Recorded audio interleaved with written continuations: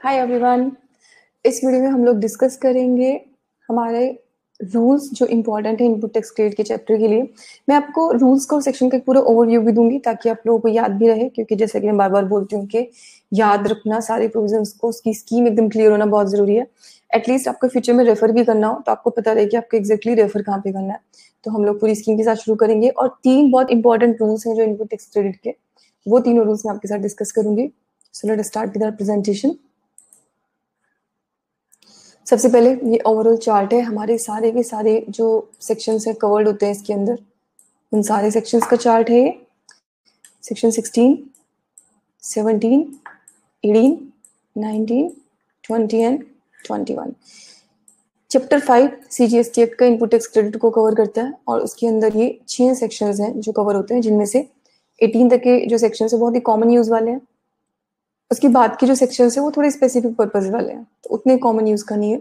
जैसे ये job work पे जो गुड्स सेंड की गई है उनके इनपुट टैक्स क्रेडिट का है, ये आईएसडी का है और ये भी आईएसडी का ही है, दोनों के दोनों 20 एंड 21। सो अब हमको रूल्स का भी एक ब्रीफ डिस्क्रिप्शन दे देती हूँ। रूल 36 जिसके अंदर काफी सारे सब रूल्स हैं, वो यहाँ पे रूल 36 है ये, राइट। इसके रूल 36(4) जो है वो हम लोग डिटेल में पढ़ेंगे। इसमें से 36(1) हम ऑलरेडी पढ़ चुके हैं, जहाँ पे डॉक्यूमेंट प्रेस्क्राइब थे, जहाँ पे मैंने आपको बताया सेक्शन 16(2) में लिखा था एनी अदर डॉक्यूमेंट, और वो डॉक्यूमेंट की लिस्ट यहाँ पे प्रेस्क्राइब थी। Then rule 37 reversal of ITC की बात करता है। रूल 38 बैंक और फाइनेंशियल इंस्टीट्यूशन के लिए है। रूल 39 आईएसडी की आईटीसी के लिए। रूल 40 स्पेशल सर्कमस्टेंसेस में जो आईटीसी मिलता है उसकी बात करता है। देन 41 सेल्स और मर्जर या बिजनेस ट्रांसफर के केस में इनपुट टैक्स क्रेडिट को किस तरह से ट्रीटमेंट किया जाएगा उसके लिए बात करता है। 41A सेपरेट रजिस्ट्रेशन अगर आपने लिया है तो उसका किस तरीके से शिफ्टिंग होगी आईटीसी की। देन 42 अगर आप एग्जेम्प्टेड और नॉन एग्जेम्प्टेड या नॉन बिजनेस यूज के लिए गुड्स का यूज कर रहे हैं इनपुट्स का, तो उस इनपुट्स का किस तरह डिस्ट्रीब्यूशन होगा उसके क्रेडिट का। रूल 43 सेम चीज कैपिटल गुड्स के लिए। 44 कुछ स्पेशल सर्कमस्टेंसेस में जो रिवर्सल होता है उसकी बात करता है, जैसे मैनर ऑफ, जैसे स्टॉक का, राइट, फिनिश गुड्स का, कैपिटल गुड्स का किस तरीके से होगा, वो सारे के सारे केसेस को रूल 44 कवर करता है। Rule 44A additional duty of custom on gold बार, ये बाद में ऐड किया गया था अमेंडमेंट्स के थ्रू। इंडस्ट्री स्पेसिफिक भी। रूल 45 इनपुट टैक्स क्रेडिट जो उन गुड्स का जो कि जॉब वर्कर को भेजी गई है उसका चालान कैसे इशू होगा और वापस आने में गुड्स को किस तरीके से होगा, वो पूरा का पूरा ट्रीटमेंट जो हमारा रूल 45 बताता है। तो हम लोग अभी तक सेक्शन 16 बिल्कुल खत्म कर चुके हैं। सेक्शन 16 के बाद जो हमारा सेक्शन 17 है वो हमारी 2 वीडियो में होगा, बट उससे पहले इसके जो कुछ इंपॉर्टेंट रूल्स है, ये सारे रूल्स मैं अभी आपको नहीं बता रही हूँ, इसमें से जो इंपॉर्टेंट रूल्स हैं जो हमें अभी जानने इसलिए जरूरी है क्योंकि हमें जो रिटर्न फाइलिंग है, मतलब उनकी जो रिलेशन है, that is return filing input tax credit के साथ में जो सबसे ड्रैकोनियन वाले प्रोविजंस हैं उनको हम लोग पढ़ेंगे। तो उनको मैं आपको एक सेट में करा रही हूँ ताकि आपको वो सारे याद रहें, क्योंकि वो day to day routine use वाले हैं। ठीक है, जो बाकी के हैं उनको हम लोग जब जब सेक्शंस में उसकी रिक्वायरमेंट आएगी उसके हिसाब से पढ़ेंगे। But rule 36 then rule 86A and B ये मैं आपको इकट्ठे पढ़ाऊंगी। 36(4) देन 86A एंड 86B ये हम लोग पूरा डिटेल के अंदर पढ़ेंगे अभी। तो इस वाले सेशन में आपको मैं 3 इंपॉर्टेंट रूल्स करा रही हूँ क्योंकि जीएसटी के पॉइंट ऑफ व्यू से बहुत इंपॉर्टेंट है। ठीक है जी, तो चलिए हम लोग रूल 36(4) पे से आते हैं। रूल 36(4) पहले नहीं एग्जिस्ट करता था जीएसटी रूल्स के अंदर, इसको इंसर्ट किया गया था 49/2009 नोटिफिकेशन के द्वारा, जो कि 9/10/2019 को आया था। उसमें ये लिखा हुआ था कि जो अमाउंट है वो 20% थी। सबसे पहले सेक्शन 36(4) ने ये बोला कि अगर आपके सप्लायर ने आपके इनवॉइसेस अपलोड नहीं किए हैं तो आपको उसको इनपुट टैक्स क्रेडिट एलिजिबल नहीं होगा। ये रूल 36(4) ने पहली बार बोला था। फिर इस लिमिट को घटा के 10% किया गया और फिर इस लिमिट को घटा के 5% किया गया। तो एक बार सबसे पहले उसकी लैंग्वेज देखते हैं। Input tax credit to be availed by a registered person, ठीक है, रजिस्टर्ड पर्सन ही करता है वैसे भी, in respect of invoices or debit notes the details of which have not been furnished by the supplier. अब सेक्शन 37(1) जो है हमारा वो है जीएसटीआर 1 का। सेक्शन 37(1) जो है हमारा वो है जीएसटीआर 1 का। तो ये कह रहे कि सेक्शन 31 के सेक्शन 37 के अंदर जो रिटर्न फाइल की जानती है, यानी कि जो GSTR1 की जानती है, लिख भी दिया उन्होंने कि इन्फॉर्म GSTR1 और using the invoice furnishing facility, ये बाद में इंसर्ट किया गया है। IAFF इंट्रोड्यूस ही हमारा 1 जनवरी से हुआ था 2021 से, तो ये वाला प्रोविजन भी, ये जो लाइन है ये बाद में एंटर की गई। आप देख सकते हो मैंने नीचे लिखा भी है, राइट, ये ना इंसर्ट ही बाद में हुई थी IAFF वाली। बट लेकिन अभी करंट सिचुएशन के हिसाब से अगर देखो तो आपने जो सप्लायर है उसने इनवॉइस चाहे GSTR1 में फाइल की हो या फिर उसने IAFF को यूज करके फाइल किया, और दोनों ही केस में इनपुट टैक्स क्रेडिट मिल जाएगा। अगर ये नहीं किया है तो इनपुट टैक्स क्रेडिट नहीं मिलेगा। अच्छा, किस चीज का नहीं मिलेगा? Bye the supplier under section this और IAFF शैल नॉट एक्सीड 5%। अब उसने कहा मिलेगा तो सही, लेकिन वो 5% से ज्यादा नहीं होना चाहिए। किसके 5% से ज्यादा? If the eligible credit available in respect of invoices, debit notes, the detail of which have been furnished by the supplier under section this और दिस। ठीक है जी। अच्छा, जब हमारा कोविड आया था तो उस समय इन्होंने ये प्रोविजन इंसर्ट किया था यहाँ पे। ये कह रहे थे कि जो ये छोटे छोटे महीने थे, फरवरी मार्च वगैरह सब कुछ, कह रहे इनका जो क्रेडिट है आप लेते रहो, क्योंकि उस समय लोग रिटर्न नहीं फाइल कर पा रहे थे, तो उन्होंने कहा कि इनका क्रेडिट आप लेते रहो और सितंबर 20 की जब रिटर्न फाइल करोगे तो उसको हम लोग कंसोलिडेट करके मान लेंगे। ये सिर्फ इतना प्रोविजन है, इसको अभी छोड़ रही हूँ। एक पीरियड के लिए रिलेवेंट था, अब ये इसका जो रिलेवेंस पीरियड है वो जा चुका है। अब इसी प्रोविजन पे वापस आ जाते हैं। क्या कह रहा है ये आपको ये कह रहा है कि भैया आपके मान लीजिए 100 रुपए का क्रेडिट था, इस 100 रुपए में से मान लीजिए आपको जो सप्लायर था उसने 90 रुपए का जो क्रेडिट था वो फाइल कर दिया। कैसे? या तो 37(1) की रिटर्न यानी कि GSTR1 के द्वारा, या फिर इनवॉइस फर्निशिंग फैसिलिटी के द्वारा उसने ये वैलिड तरीके से सबमिट कर दिया। तो कह रहे हैं कि अब आप क्रेडिट ले कितना सकते हो? अब आप क्रेडिट ले सकते हो, कह रहे हैं कि जितना ऑटो पॉपुलेट हो रहा है, यानी कि जितना उसने फर्निश कर दिया है प्लस उसका ही खुद का 5%, 9 पंजे 45, यानी कि 94.5 रुपीज। आप सिर्फ इतना क्लेम कर सकते हो। क्लेम हम कैसे करते हैं इनपुट टैक्स क्रेडिट? GSTR3B के अंदर हम लोग सेल्फ क्लेम करते हैं। GSTR3B के अंदर, GSTR3B हमारा क्या है? सेल्फ असेसमेंट का फॉर्म है, उसके अंदर लिख के हम लोग सेल्फ क्लेम करते हैं। तो पहले पहले लोग क्या करते थे, तो बहुत सारा क्रेडिट लिख के ले लेते थे। 100 रुपए का था उनका तो 200 का, 500 का, 1000 का, कितना भी क्रेडिट लिख लिख के ले लेते थे। तो गवर्नमेंट ने अभी रिस्ट्रिक्शन लगा दिया इस प्रोविजन के थ्रू कि जब तक वो अपलोड नहीं करेगा आपका सप्लायर सेक्शन 37(1) में या फिर इनवॉइस फर्निशिंग फैसिलिटी को यूज करके, तब तक आप क्रेडिट नहीं लोगे। अगर लेना भी है आपको तो सिर्फ आप 5% एक्स्ट्रा ले सकते हो। और याद रखना, ये 5% अगर फाइनली नहीं अपीयर होता है तो आपको इसको भी रिवर्स करना पड़ता है, डिपार्टमेंट नोटिस भेजता है इस चीज के लिए, राइट। तो ये मेरा हो गया रूल 36(4). ये काफी लोग इसको बोलते हैं कि ये अल्ट्रा वायरस VIR नहीं, U नहीं, ES। अल्ट्रा वायरस का मतलब क्या होता है? इसको वायरस बोला जाता है, वायरस। आपको वायरस लग रहा होगा सुनने में, बट ये अल्ट्रा वायरस होता है, वायरस। ओके, अल्ट्रा वायरस का मतलब अपने अधिकार क्षेत्र से बाहर। तो कुछ लोग कहते हैं कि रूल अल्ट्रा वायरस उसने क्यों है भाई? उसने कि सेक्शन 16 ने आपको ऐसा कोई कंडीशन नहीं लगवाई, ऐसा कोई रूल प्रिस्क्राइब करने का अधिकार नहीं दिया, तो आपको नोट पर इस तरह की कंडीशन लगाने वाले। तो पहले गवर्नमेंट को लगा कि हमारे जैसे जो कंसल्टेंट है वो जाएंगे फाइट करेंगे कोर्ट में, कुछ केसेस है इसके जो पड़े हुए भी हैं, तो उसके लिए उन्होंने सबसे पहले तो सेक्शन 16 को खुद ही चेंज कर दिया। ठीक है जी। अच्छा, इसके अंदर एक 53B करके भी एक सेक्शन था जो रेलिवेंट था, वहां पे भी उन्होंने लिखा था कि गवर्नमेंट ऐसे रिस्ट्रिक्शन लगा सकती है, बट उसको गवर्नमेंट ने कभी नोटिस नहीं किया। अच्छा, तो काफी लोग कहते हैं कि ये तो लॉ से बाहर है, ये आप पे एप्लीकेबल हो गई नहीं। तो मैं यहाँ पे आपको थोड़ा सा एक एडवाइस देना चाहती हूँ कि जब कोई चीज अल्ट्रा वायरस होती है, या तो आप लिटिगेशन में जाओ, ठीक है, आपके पास इतनी पावर होनी चाहिए कि आप लिटिगेशन तक जाओ, और अगर आप नहीं जा सकते तो फिर हमें क्या करना होता है? अब डिपार्टमेंट, अब या तो उसको फिर आप कंप्लाई करो। अब मान लो हम ऐसी स्टेज पे हैं कि कंप्लाई भी नहीं किया मेरे टैक्स पेयर ने, और मैं कोर्ट में भी नहीं जा सकती, तो अब क्या करेंगे? अपनी रिप्लाई जो आप नोटिस की करेंगे उसके अंदर ये सारी चीजें आप इंक्लूड कर सकते हो। उसके बाद में डिपार्टमेंट अगर आपके अगेंस्ट नोटिस भेजता है तो आप क्या कर सकते हो? आप फिर अपील में जाओगे। तो अपील में मैं अपने सारे यही पॉइंट्स रखूंगी कि सर आपने रूल तो बनाया but it is ultra vires, right. तो अब ये अल्ट्रा वायरस एक्चुअल में है नहीं, that will be proven only in court, वो कोर्ट ही साबित करेगा। और हो सकता है कि CBI इसमें कुछ और नया कर दे, इसको बैक डेट से पता चला लॉ के अंदर इंसर्ट कर दे, तो फिर एक और दिक्कत आएगी। रेट्रोस्पेक्टिव चेंजेस आजकल हमारे लॉ में बहुत ज्यादा होने लग गए हैं। तो आपको रूल याद रखना है, और आपको अपना पहला प्रिंसिपल ये बनाना है कि जितने भी रूल्स और सेक्शन और प्रोविजन है मुझे अपने क्लाइंट से मुझे तो कंप्लाई कराने हैं। और जो स्टूडेंट्स हैं उनको तो बिल्कुल अल्ट्रावायलेट्स के चक्कर में नहीं पड़ना, उनको तो बिल्कुल ये याद रखना है कि हाँ ये रूल है, ठीक है, ये रूल तो सबको याद रखना है और मानना भी है कि हाँ ये रूल है। जिस दिन हम किसी ऐसी सिचुएशन में आएंगे जहां पे मुझे लगेगा कि अच्छा नहीं इसकी वजह से ये नुकसान हो रहा है, ओनली ऑन दैट डेट फिर हम लोग इसके अगेंस्ट जाएंगे, तब हम अपने पॉइंट्स असिमिलेट करेंगे कि अच्छा इसके अगेंस्ट जाने मुझे क्या क्या हो सकता है। तो वे कह रहे हैं कि लॉ ने आपको अधिकार इस तरह का रूल प्रिस्क्राइब करने का दिया ही नहीं, तो इसलिए आप ये रूल प्रिस्क्राइब नहीं कर सकते हैं। 36(4) के बाद जो अगला हमारा, अच्छा 36(4) में पहले 20% लिमिट थी, फिर 10%, फिर 5%, किस किस डेट से हुई है वो यहाँ पे मैंने आपको नोट डाउन करके दिया है। रेलिवेंट हो गया, आप ऑडिट वगैरह करते हैं तब भी रेलिवेंट हो जाती है। अच्छा, इसके बाद जो हमारा नेक्स्ट रूल है दैट इज रूल 86A, ये 26/12/2019 से एप्लीकेबल हुआ है। तो रूल 86A को भी हम लोग एक बार देखते हैं।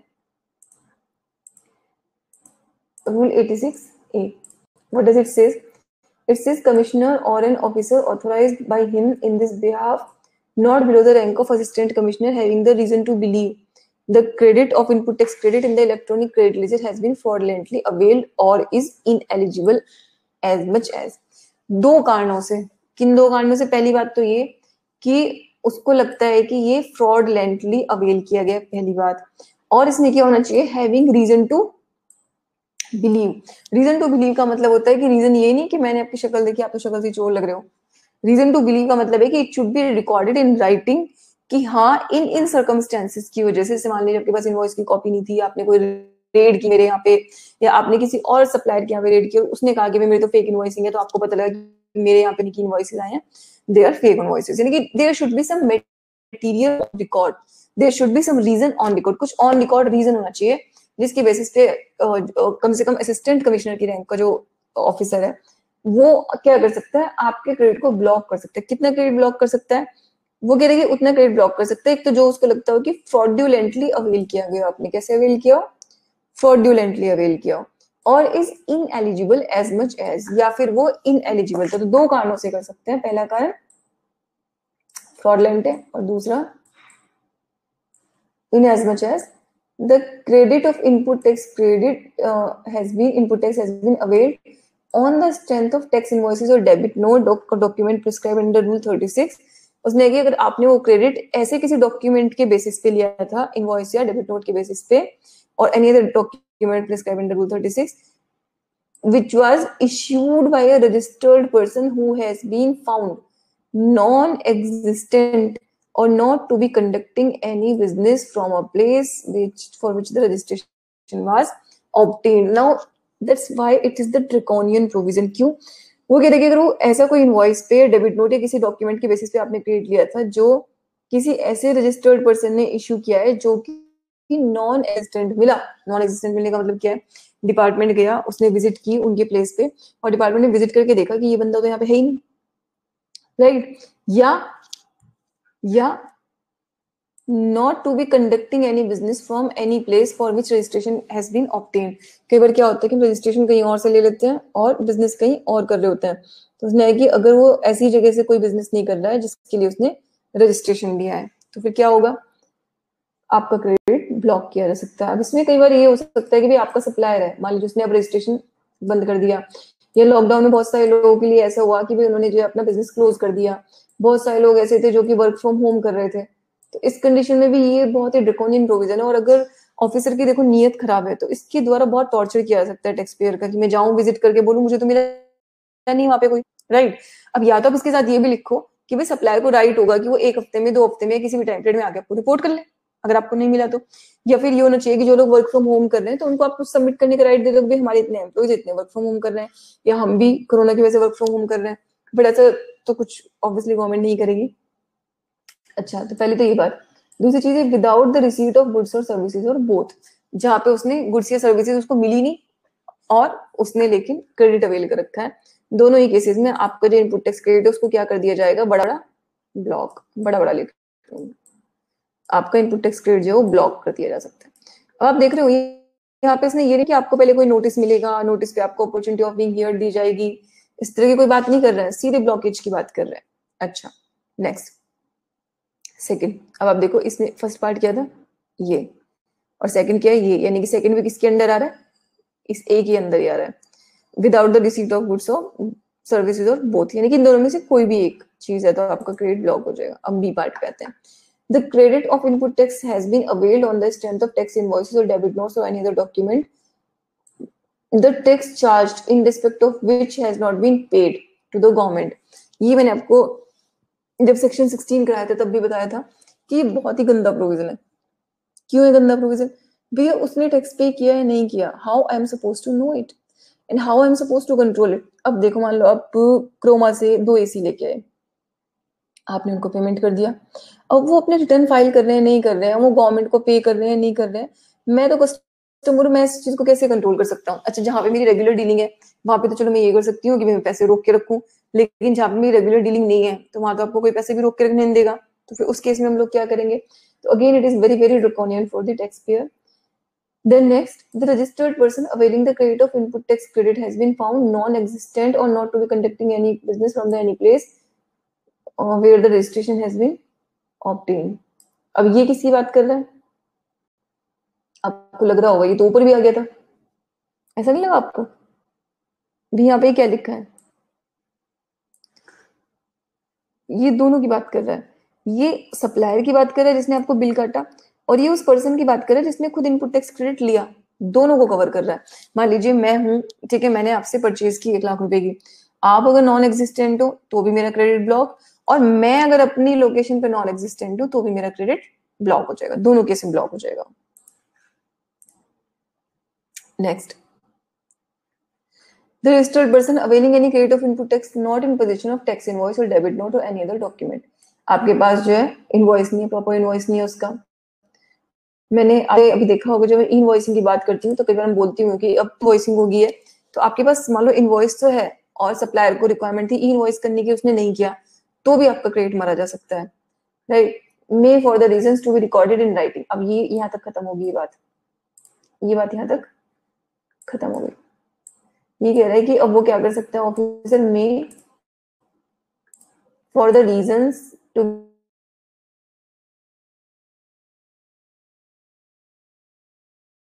be recording not either to discharge of any liability under section 49 or to claim any refund of any unutilized amount।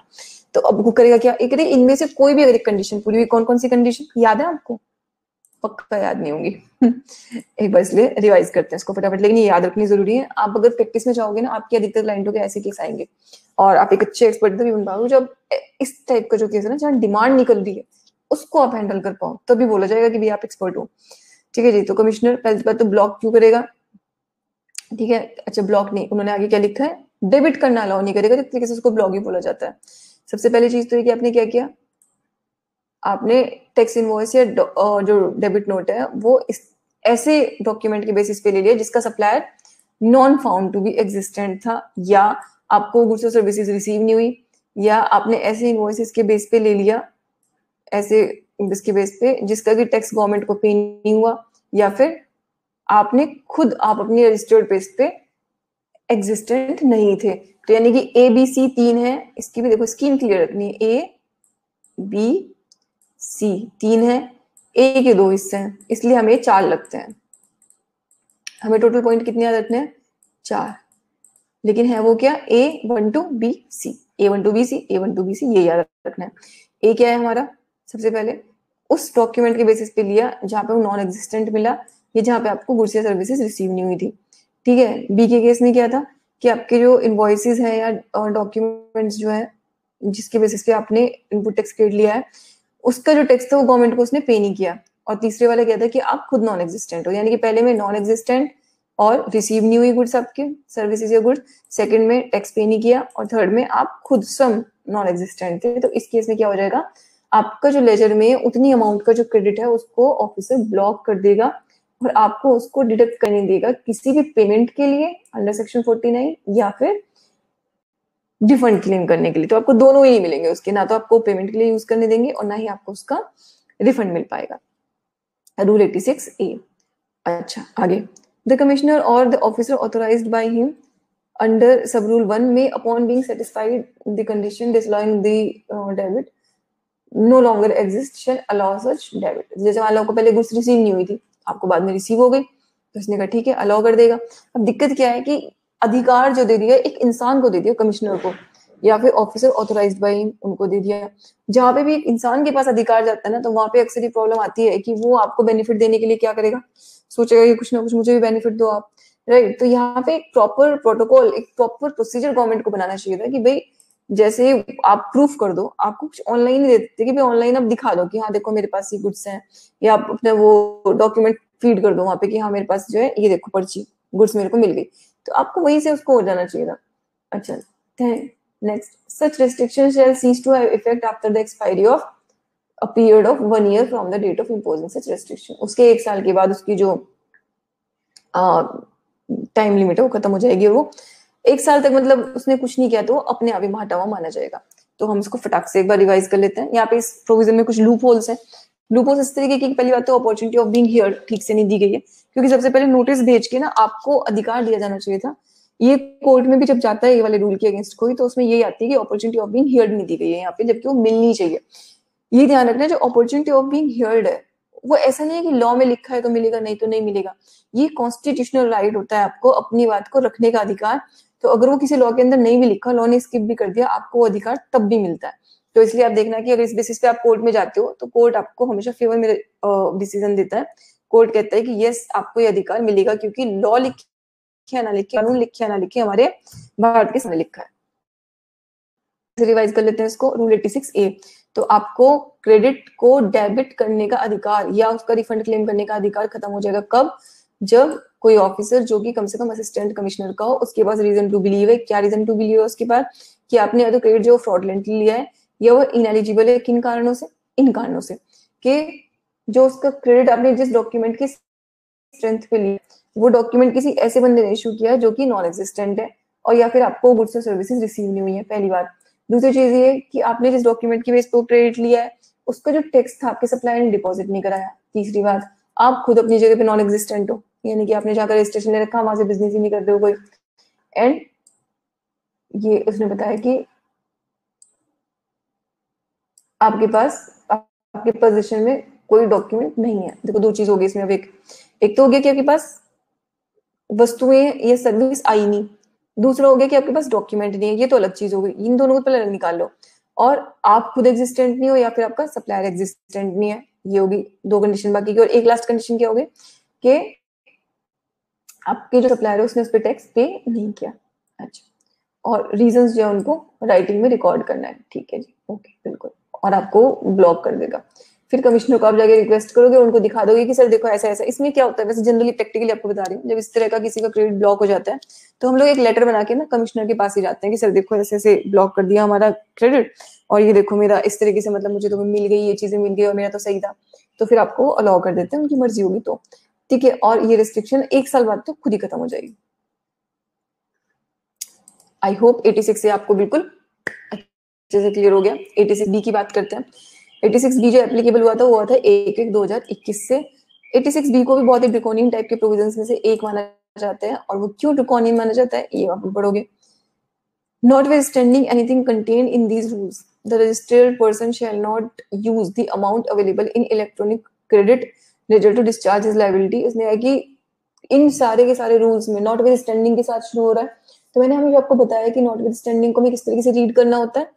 तो notwithstanding को हम बिल्कुल वैसे ही रीड करेंगे। तो ये कह रहे हैं कि notwithstanding anything contained in these rules, the registered person shall not use the amount available in electronic credit ledger to discharge his liability out towards his output tax in excess of 99%। अब इतनी line मुझे समझनी है पहले। ये कह रहे हैं कि इन सारे रूल्स में चाहे कुछ भी लिखा हो उस सबको भूल जाओ, भूलो पहले, भूल गए।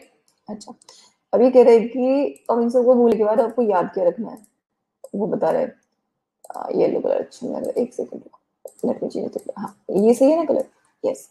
तो ये कह रहे हैं भूलने के बाद आप याद रखो कि जो आपका आउटपुट टैक्स है, मान लो 100 रुपए है, ठीक है। तो ये कह रहे कि जो आपका आईटीसी है ना, वो आप ज्यादा से ज्यादा 99 रुपीज का यूज कर सकते हो। मान लो आपका आईटीसी पड़ा है 500 रुपए का, तो भी आपको कम से कम 1 रुपया कैसे पे करना पड़ेगा, कैश लेजर के थ्रू पे करना पड़ेगा। ये प्रोविजन है, मोटा मोटी ये प्रोविजन। ठीक है, मान लीजिए आपका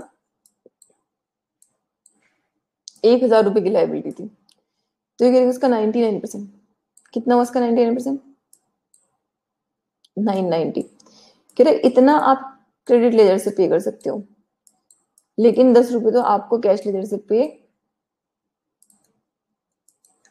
करने ही पड़ेंगे। ठीक है जी। अच्छा, ये तो बेसिक रूल हो गया।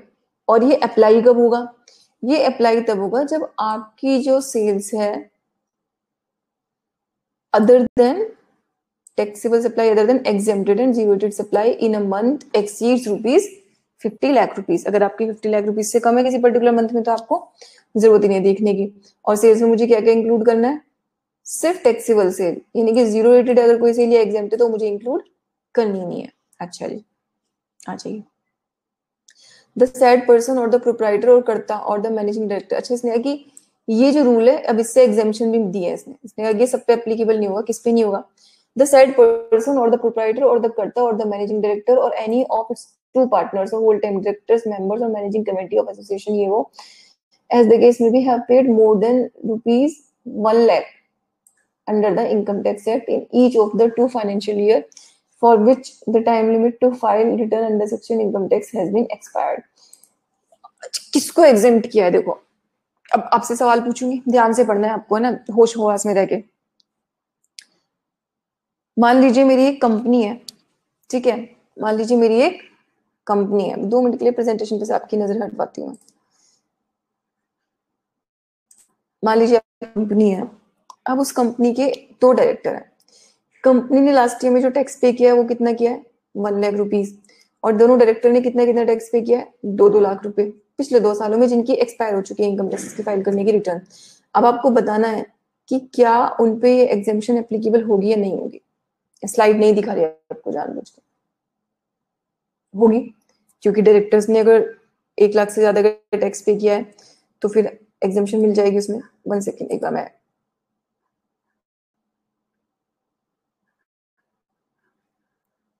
मोर देन 1 लाख लिखा है ना, ठीक है, तो 1 लाख से ज्यादा का टैक्स पे किया है तो एग्जेम्पशन मिल जाएगी। लेकिन यहाँ पे सवाल ये पैदा होता है जो आपको आंसर करना है, जिसको मैं आंसर नहीं करूंगी। सवाल यहाँ पे ये पैदा होता है कि मान लीजिए डायरेक्टर्स ने तो सिर्फ 50-50 हजार रुपए का टैक्स पे किया है, 50 के ईच। जो कंपनी थी उस कंपनी ने खुद मान लो 5 लाख का टैक्स पे किया है, क्या तो भी उसको एग्जेम्पशन मिलेगी या नहीं मिलेगी? आपके सामने प्रोविजन है, आप पढ़ सकते हो और जवाब दे सकते हो। तो भी उसको एग्जेम्पशन मिलेगी या नहीं मिलेगी? उस केस में भी एग्जेम्पशन हमें मिलेगी। क्यों मिलेगी?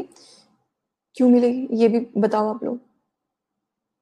इसलिए मिलेगी द सैड पर्सन और द प्रोप्राइटर, करता, मैनेजिंग डायरेक्टर, टिक टिक टिक टिक टिक सब लिखा हुआ है। यानी कि वो पर्सन खुद या उसके, अगर वो इंडिविजुअल है तो प्रोप्राइटर, या एचयूएफ है तो करता, कंपनी है तो मैनेजिंग डायरेक्टर, पार्टनरशिप है तो partners, whole time directors, members, अगर कोई एसोसिएशन वगैरह तो ट्रस्टी है तो बोर्ड ऑफ ट्रस्टी, इन्होंने पे किया हो। तो यानी कि उसने खुद भी, हिमसेल्फ दैट पर्सन, या उसके किसी इनमें से किसी ने 2 साल 1-1 लाख से ज्यादा का टैक्स पे किया हो, तो उसने कंपनी ने खुद भी किया है तो भी उसको इसमें एग्जेम्पशन मिल जाएगी। किस चीज से एग्जेम्पशन मिल जाएगी? अच्छा, एग्जेम्पशन मिलने से होगा क्या पता चला? अभी प्रोविजन पढ़ाया ऊपर और अभी भूल गए, अभी भी कैम करो, बताओ क्या हो जाएगा उसको, क्या एग्जेम्पशन मिल जाएगी? एग्जेम्पशन इस चीज से मिल जाएगी कि वो अपना 100% टैक्स जो है वो आईटीसी लेजर के थ्रू दे सकता है, फिर उसको जबरदस्ती 1% कैश के थ्रू पे करने की जरूरत नहीं है।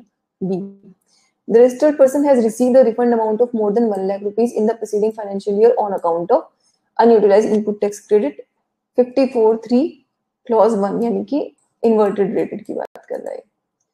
आपने इन्वर्टेड रेटेड के कारण 1 लाख से ज्यादा का रिफंड क्लेम किया है तो भी आपको एग्जेम्पशन मिल जाएगी। Next, C, the registered person has received a refund amount of 1 lakh rupees in the financial year of unutilized input tax credit under 54(3)(2). 54(3)(2) मतलब एक इन्वर्टेड रेटेड का और एक एक्सपोर्ट गुड्स के लिए जो आईटीसी का रिफंड लेते हैं उसकी बात कर रहा है। दोनों ही केस में मिल जाएगी आपको। The registered person has discharged his liability towards the output tax through the electronic cash ledger for an amount which is in excess of the 1% of the total output tax liability applied cumulatively up to said month। इसका मतलब बताओ क्या हुआ? D point का पढ़ो उसको अच्छे से। डी पॉइंट पढ़िए आप लोग एक बार अच्छे से।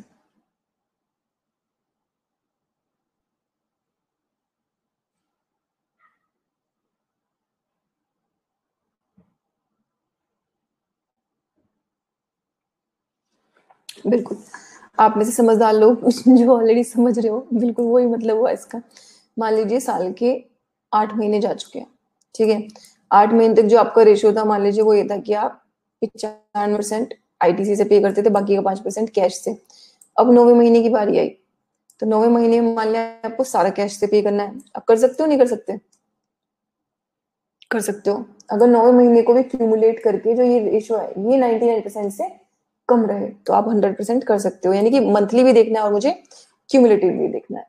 अच्छा, the registered person is government department, public sector undertaking, ये इनमें से कोई अगर है तो provided further that the commissioner या कोई भी ऑफिसर को ऑथराइज किया तो रिस्ट्रिक्शन को हटा सकता है। ठीक है जी, यहाँ तक क्लियर हो गया मेरे ख्याल से। यहाँ तक आप लोगों को आई होप ये क्लियर हो गया होगा। तो ये हमारे था rule 36(4), the draconian provision, rule 86 A, again draconian provision, rule 86 B, again draconian provision. अच्छा, आपको ये नहीं लगा, किसी के दिमाग में ऐसा नहीं है कि रूल 36 तो 36 है, और मैंने जो शुरू में रूल्स पढ़ाए थे उसमें तो हमारे इस वाले चैप्टर में जो है 36, 34, 37 यही आ रहे थे, ठीक है? 41, 42, 43, 44 वही आ रहे थे, बिल्कुल सही बात है। लेकिन इसके बाद जो अगला रूल आया वो 86 कैसे आ गया? How 86 can be connected to input tax credit?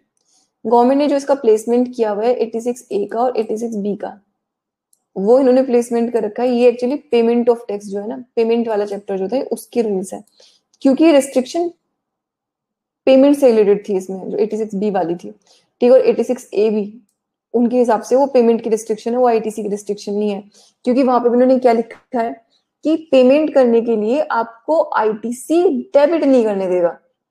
मतलब बात को बहुत ही घुमा के फिरा के बहुत ही अलग तरीके से बताया गया।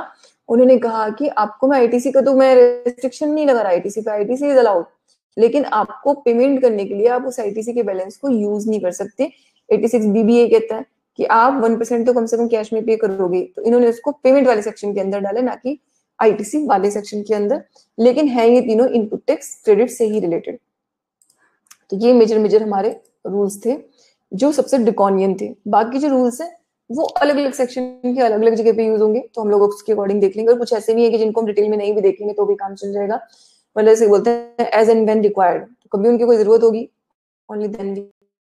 तो मैं आपको लेकिन ये जरूर करूंगी कि एक बार बेयर एक्ट से ये सारे रूल्स आपको फटाफट गो थ्रू कराऊंगी, नॉट कंप्लीटली, बट मैं आपको वॉक थ्रू, जैसे मैंने नोटिफिकेशन में वॉक थ्रू कराया था, ऐसे मैं बिल्कुल आपको यहाँ पे वॉक थ्रू कराऊंगी। तो इसके साथ ये वाला वीडियो मैं क्लोज कर रही हूँ। इसको आप एक बार, दो बार, तीन बार, जितनी बार मर्जी हो अच्छे से देखना, रिलैक्स करना, और फिर सारे के सारे प्रोविजन, जैसा कि मैं हमेशा बोलती हूँ, बेयर एक्ट में से जरूर देखना है। तो ये रूल्स थे, तो आप जो बेयर रूल्स है वहां से देख सकते हैं।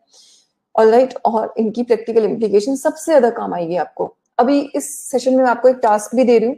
वो टास्क ये है कि मान लीजिए रूल 36(4), रूल 86(a) और रूल 86(b), इनके नॉन कंप्लायंस की वजह से आपको नोटिस आया है। मान लो आपको क्रेडिट ब्लॉक हो गया है 36(4) की वजह से, सॉरी 36(4) में तो आपको एक्चुअली रिवर्स करना पड़ता है, या फिर आप उसमें तो ये है कि आप ले नहीं सकते। मान लो आपने लिया एडिशनल और आपको नोटिस आया, ठीक है? फिर आपको रूल 86(a) में नोटिस आया, रूल 86(b) में नोटिस आया।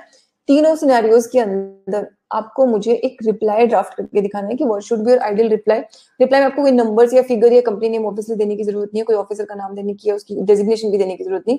आपको सिर्फ सिंपली लिखना है कि मेरे क्लाइंट ये केस था। आपको रिटन जब आप करोगे करते हुए देखना है कि आप प्रोविजंस को ज्यादा से ज्यादा लिख के बता सको कि प्रोविजन एग्जैक्टली क्या है। तो मैं प्रोविजन को ही देखना चाहती हूँ कि आपने कितना याद किया, लेकिन आप उसको एक ऑफिसर को समझाने के पॉइंट ऑफ व्यू से बताओगे। तो इसकी एक एक छोटी छोटी चीज आपको कवर करके दिखानी है। ये आप सब लोगों की टास्क है, ये आप मुझे करके मेल पे भेज सकते हो, आई विल चेक इट, और नेक्स्ट वीडियो में कवर भी करूंगी कि किसकी टास्क मेरे को सबसे अच्छी लगी। और जो हमारे क्यूए सेक्शंस होंगे वहां पे तो डेफिनेटली मैं आप लोगों को फेस टू फेस भी बताने की कोशिश करूंगी कि आपकी रिप्लाई कैसी थी, आपने कितना अच्छा ड्राफ्ट किया। ध्यान रखना, कंसल्टिंग और लीगल दोनों क्रीम वर्क होता है जीएसटी के अंदर। दोनों को करने के लिए ना आपकी ड्राफ्टिंग स्किल्स बहुत अच्छी चाहिए।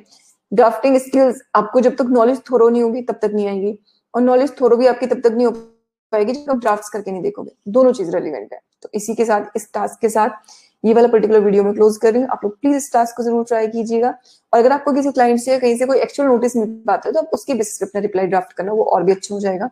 इसी के साथ वीडियो में क्लोज कर रही हूँ। इसको देखें, आराम से रिपीट करें, रिवाइज करें और फिर रेस्ट करें 5-6 घंटे का, ताकि आपके दिमाग में ये सेट हो सके, तभी अगली वीडियो देखना, ताकि सारे प्रोविजंस आपके पास हौच पौच नहीं हो जाए। इसी के साथ ये वीडियो क्लोज कर रहे हैं।